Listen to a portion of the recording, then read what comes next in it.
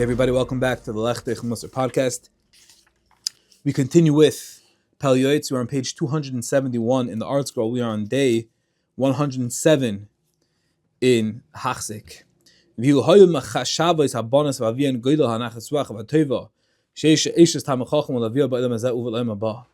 only the young girls and their fathers could envision the tremendous good that the wife of a Talmid Chacham and her father would enjoy in this world and the next, they would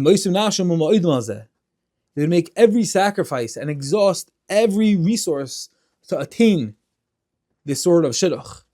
And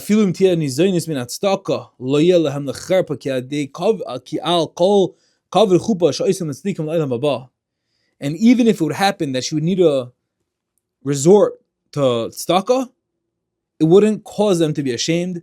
For over every glory there should be a canopy made for the righteous in the world to come, meaning to say that the schar in the real world and the next world is going to be ma'abel al Ryan. It's going to be unsurmountable, unfathomable. And this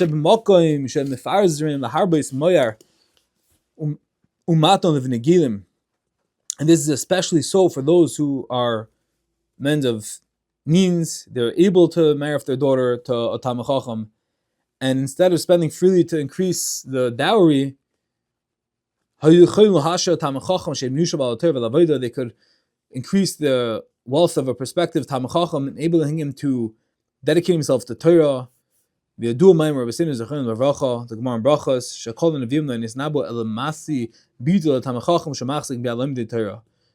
Brachos says that all of these descriptions of the world to come that the Nevi'im prophesied were only describing the rewards that await one who marries his daughter to Talmid Chacham, because by this virtue, by doing this, he provides the ultimate support for Talmid Chachamim. And now we note that not every Talmid Chacham will be interested in a match from a wealthy family. I mean, that might be a chiddush for some, but says the Pele Yoeitz,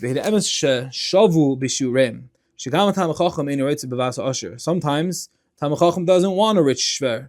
He wants to be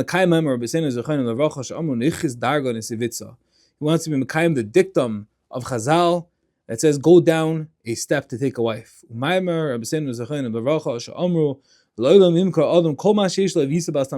do whatever he can to marry the daughter of a Talmid Chacham. And the Gemara says that he has to examine the midos of the wife's brothers, and therefore any true Talmid Chacham would distance himself from a family that embodies values that are far from his own, and sometimes that could happen.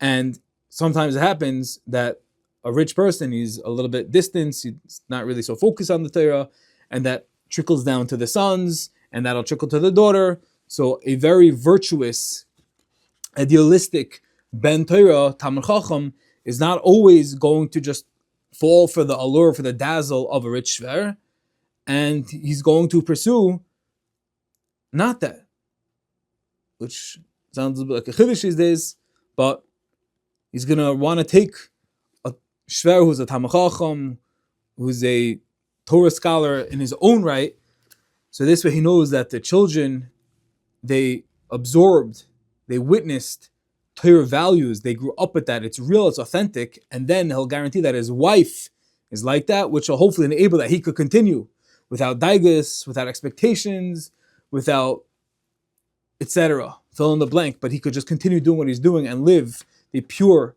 and dedicated life of a Talmid Chacham that he is aspiring to be. But at the